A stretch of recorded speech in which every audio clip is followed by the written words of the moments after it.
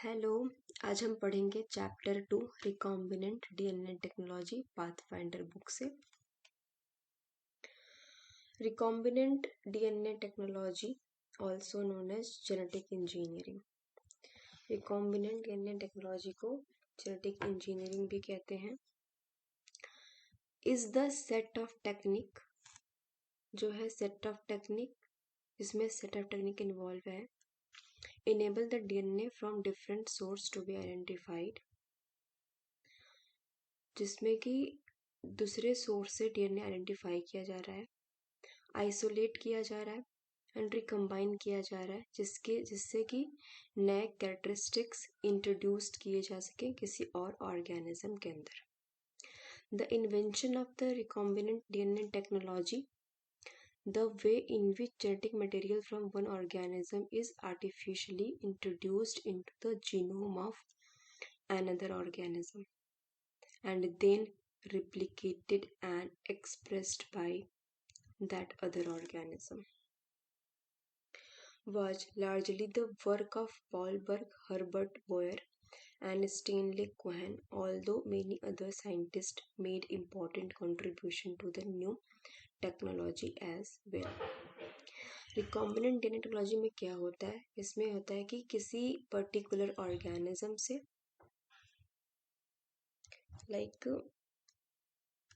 किसी particular organism से, कोई ये ऑर्गेनिज्म है और उसका जेनेटिक मटेरियल हो गया, और तो किसी दूसरे ऑर्गेनिज्म से उसका जेनेटिक मटेरियल लेकर के डीएनए वो किसी और ऑर्गेनिज्म में इंट्रोड्यूस करना है। एक होता है वेक्टर। अब वेक्टर होता है, अब ये जो जेनेटिक मटेरियल है किसी और ऑर्गेनिज्म का, ठीक है, उसको कट करके उस वेक्टर के साथ लाइगेट करके उसको इंट्रोड्यूस कर देते हैं किसी और होस्ट में। से मान लीजिए ये कोई दूसरा ऑर्गेनिज्म है, तो क्या होगा, इसके अंदर इसको इंट्रोड्यूस कर दिया जाएगा। इसी को बोलते हैं, इसको अब रिकम्बाइन हो गया ना, एक जेनेटिक मटेरियल, एक ऑर्गेनिज्म जेनेटिक मटेरियल वेक्टर के साथ रिकम्बाइन हो गया, इसी को बोलते हैं रिकॉम्बिनेंट। क्या बोलते हैं? रिकॉम्बिनेंट। अब हम यहाँ पढ़ते हैं कि Paul Berg develop the first recombinant DNA molecule. किसने डेवलप किया था? पॉल बर्ग ने।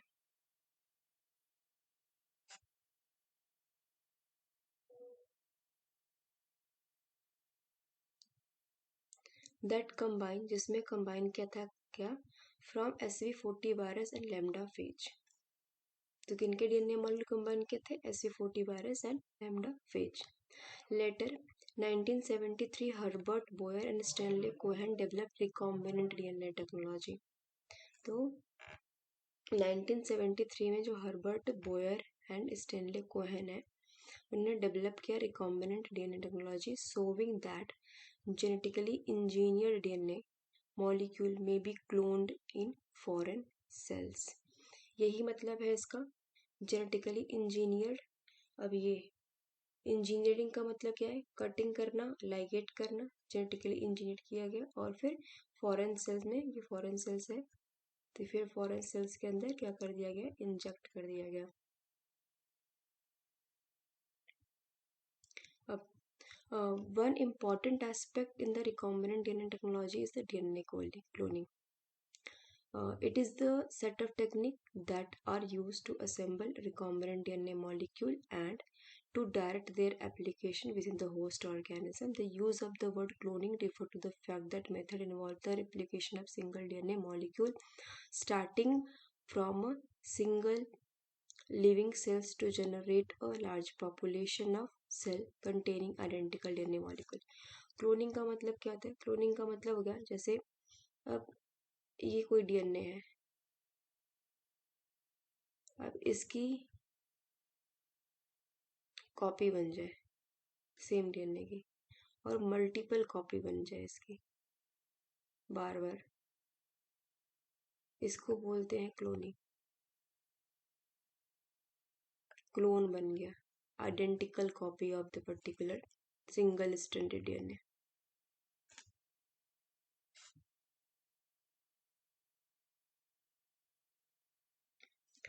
डिटेल में पढ़ते हैं क्लोनिंग को। डीएनए क्लोनिंग क्या होता है? DNA cloning is the production of large number of identical DNA molecule from single ancestral DNA molecule.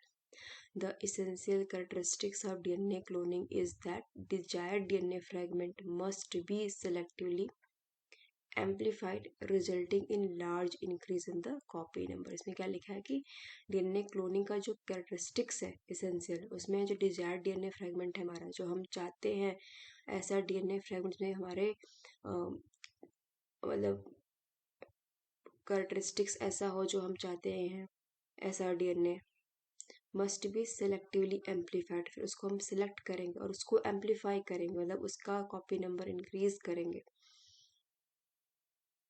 In practice this involve multiple round, और इसको करने के लिए आपको मल्टीपल राउंड में क्या करना पड़ता है? DNA replication. क्या करना पड़ता है? DNA replication. अब डीएनए रेप्लिकेशन को करवाता कौन है? इसको करवाता है एक एंजाइम, इसका नाम है डीएनए पॉलीमरेज एंजाइम, जो एक्ट करता है किस पे? एक या more type of the template DNA molecule. Essentially two different DNA cloning approach are used. अब डीएनए क्लोनिंग दो तरीके के अप्रोच होता है, एक सेल बेस्ड होता है और एक सेल फ्री। अब देखो, जैसे ये डीएनए फ्रेगमेंट हो गया, ठीक है। अब यहाँ पे डीएनए रेप्लिकेशन होगा, एक प्राइमर आके जुड़ता है, यहाँ पे प्राइमर। ये मान लो आपका डिजायर्ड डीएनए है,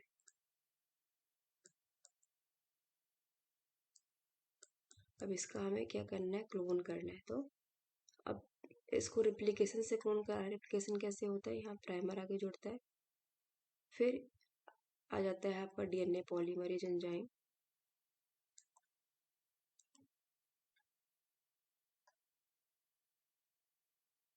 फिर डीएनए पॉलीमरेज एंजाइम क्या करता है? एक एक न्यूक्लियोटाइड को ऐड करता है कॉम्प्लीमेंट्री स्ट्रैंड से इसके, तो ऐड करता है, इसी प्रोसेस को बोलते हैं डीएनए रेप्लिकेशन। अब इसमें एक सिंगल टेम्पलेट लेके यूज कर रहा है, मल्टीपल टेम्पलेट कर सकते हैं कि अब एक बार डबल स्ट्रैंड बन गया, फिर उसको ब्रेक कर देंगे, डीनेचर कर देंगे सिंगल सिंगल, फिर इसका रेप्लिकेशन, इसका रेप्लिकेशन, फिर ब्रेक कर देंगे, सिंगल सिंगल बन जाएगा स्ट्रैंड, फिर इन सब का रेप्लिकेशन कर देंगे, ऐसे मल्टीपल कॉपी आइडेंटिकल बन जाएगी, इसी को बोलते हैं क्लोनिंग। अब cell based DNA cloning, this was the first form of DNA cloning. यह पहला फॉर्म है डीएनए क्लोनिंग का to be developed and is an in vivo cloning method.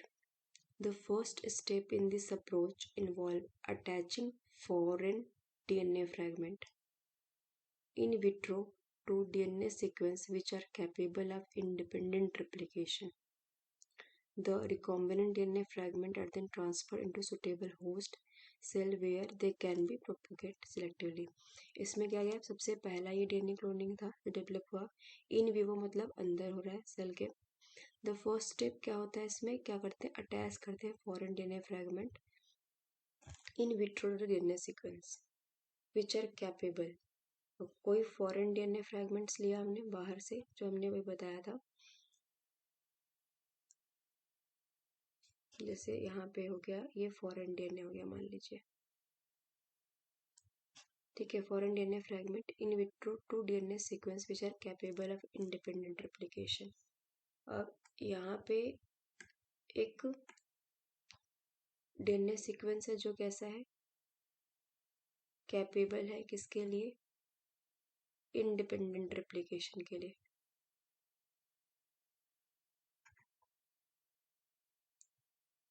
Independent replication का मतलब है कि इसको किसी चीज़ की नीड नहीं है, मतलब किसी और जेनेटिक मटेरियल की, किसी और के हेल्प की नीड नहीं है, सिर्फ इसको एंजाइम मिलेगा और ये सेल्फ रिप्लिकेट अपने आप कर लेगा, अपनी कॉपी बना सकता है, ये प्रॉपर्टी है।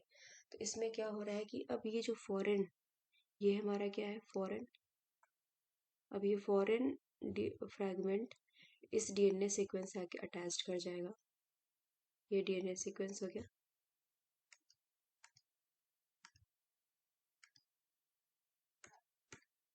और ये फॉरेन फ्रेगमेंट अटैच्ड हो जाएगा। इसमें क्या फिर बोला है फिर द रिकॉम्बिनेंट, अभी क्या बन गया पूरा, इस पूरे को क्या बोल देंगे आप, रिकॉम्बिनेंट, क्या बोल देंगे, recombinant. Recombinant DNA fragment then transfer into the suitable host. अब इसको ट्रांसफर कर दिया जाएगा किसी होस्ट सेल के अंदर, जहाँ पे वो क्या कर सकेगा, प्रोपोगेट, कहाँ क्या कर सकेगा, वहाँ पे प्रोपोगेट, मतलब अपना नंबर इंक्रीज करेगा।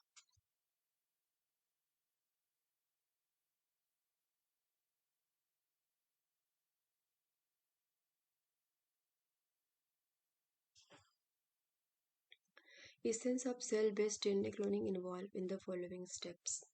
अब सेल बेस्ड डीएनए क्लोनिंग में कुछ स्टेप्स इन्वॉल्व हैं, जैसे first reconstruction of recombinant DNA molecule,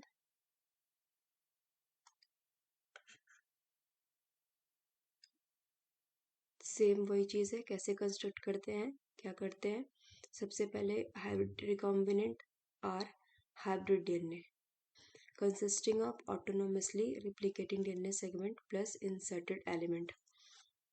recombinant हमने क्या बताया आपको, एक तो फॉरेन और एक सेल्फ रेप्लिकेटिंग डीएनए जब मिल जाता है उसी को क्या बोलते हैं, रिकॉम्बिनेंट बोलो या हाइब्रिड बोलो। दो डीएनए अलग अलग डीएनए मिला है सो बोलते हैं hybrid molecule, hybrid DNA molecule consisting of autonomously replicate. अब ये ऑटोनोमसली रिप्लिकेट करेगी एंड इंसर्ट करेगा प्लस इंसर्टेड एलिमेंट भी, इसके साथ साथ इंसर्ट एलिमेंट भी क्या करेगा, ऑटोनोमसली रिप्लिकेट करेगा। Such hybrid molecule are called chimera. इसको क्या टर्म दिया गया, काइमेरा। रिकॉम्बिनेंट बोलिए, काइमेरा बोलिए, हाइब्रिड बोलिए। Recombinant DNA molecule are constituted by in vitro covalent attachment.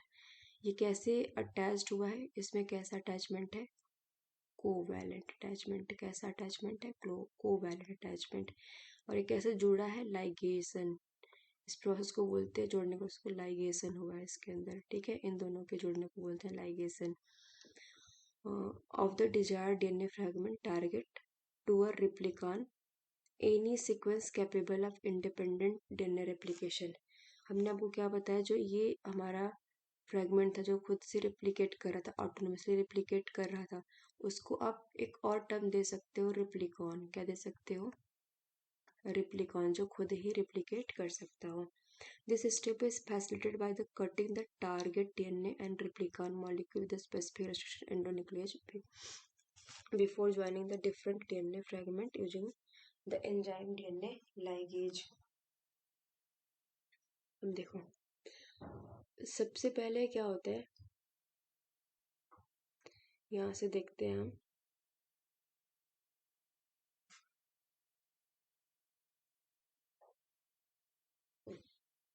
ये क्लोनिंग वेक्टर है, ये क्लोनिंग वेक्टर जो ऑटोनोमसली क्या करती है, रिप्लिकेट करती है, जिसके अंदर रिप्लिकेट करने की कैपेसिटी होती है, या वही रिप्लिकेट डीएनए बोल सकते हैं, या क्या बोल सकते हैं आप, एक प्रकार का रिप्लिकॉन भी बोल सकते हैं। एक डीएनए फ्रेगमेंट अगर इसका ले लें तो ये टारगेट डीएनए, किसी ऑर्गेनिज्म से ये डिजायर्ड डीएनए आपका निकाला गया है। अब इन दोनों को कट कर रहे हैं, इन दोनों को कट करना पड़ेगा लाइगेशन के लिए। जैसे यहाँ पे देखिए लाइगेट हुआ है, ये फ्रेगमेंट यहाँ पे आकर लाइगेट हुआ है,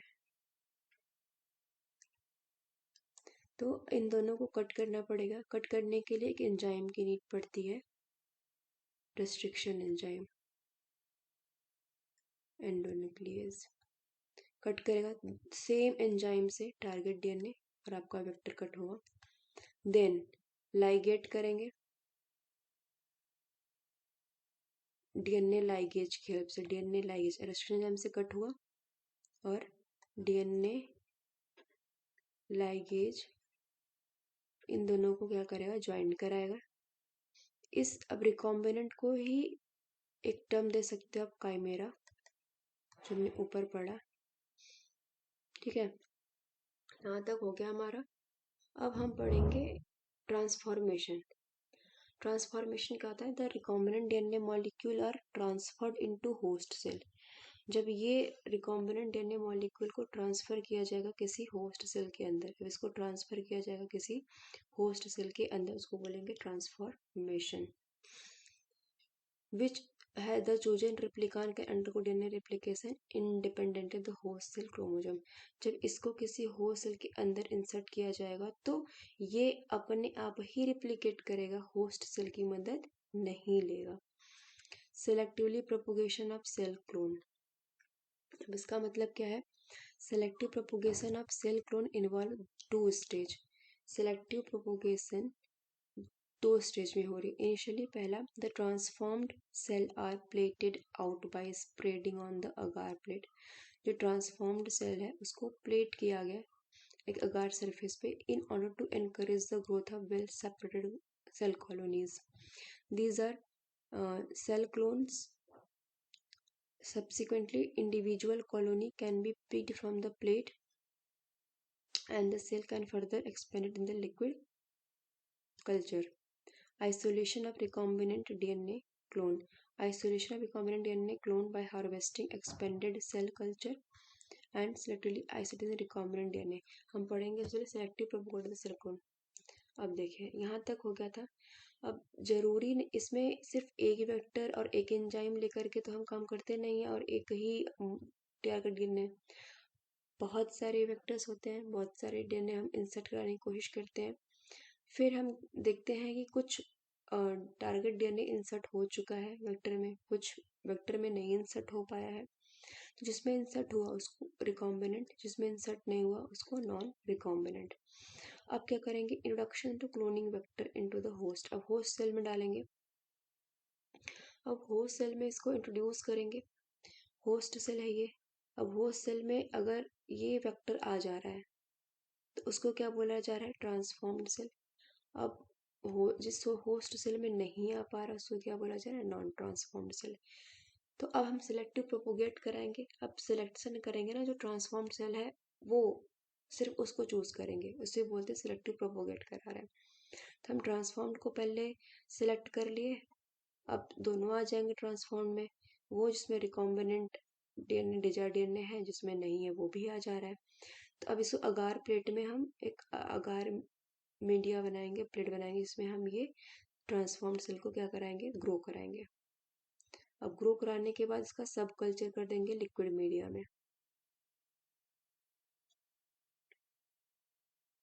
फिर हमें अब इसको आइसोलेट करना है। अब हमारे पास ट्रांसफॉर्म्ड सेल्स तो हैं, बट कौन सा रिकॉम्बिनेंट है कौन सा नहीं रिकॉम्बिनेंट है इसकी स्क्रीनिंग करनी पड़ेगी। फिर selection of the transformed cell with the recombinant, फिर हम इसको सेलेक्ट करेंगे कि इसमें रिकॉम्बिनेंट है, हमको वो सेलेक्ट करना है तो वो सेलेक्ट कर लेंगे। फिर हम क्या करेंगे? एम्प्लीफिकेशन करेंगे, एम्पलीफाई कर देंगे होस्ट सेल का, तो डिजायर्ड डीएनए हमें वो मल्टीपल डिजायर्ड डीएनए हमको मिल जाएगा। इसी को बोलते हैं cloning, DNA cloning in the bacteria using plasmid vector. अब आया सेल फ्री डीएनए क्लोनिंग। अब यहाँ पे डीएनए क्लोनिंग हो रही है, बट कैसे? बिना सेल की हेल्प से। द पॉलीमरेज चेन रिएक्शन, इसमें क्या इन्वॉल्व है? पॉलीमरेज चेन रिएक्शन, पीसीआर, एक newer form of DNA cloning method है विच इज एंजाइम मेडिएटेड। इसमें एंजाइम का यूज होता है, and conducted entirely in vitro, मतलब बाहर, सेल के बाहर। PCR developed in 1983 by Carey Mullis is a re-evolutionary technique है, दोबारा से आया है ये technique, used for selective amplification, used for selective amplification कराता है, मतलब सेलेक्ट कराता है पर्टिकुलर स्ट्रैंड को and then amplify the specific type sequence of nucleic acid by using short primer. अब सेलेक्टिव एम्पलीफिकेशन कैसे कराता है? शॉर्ट प्राइमर की हेल्प से। It is a rapid, inexpensive and simple method to copying specific DNA sequence। तो आज के लिए सिर्फ डीएनए क्लोनिंग ही, नेक्स्ट क्लास में हम पढ़ेंगे एंजाइम फॉर डीएनए मैनिपुलेशन।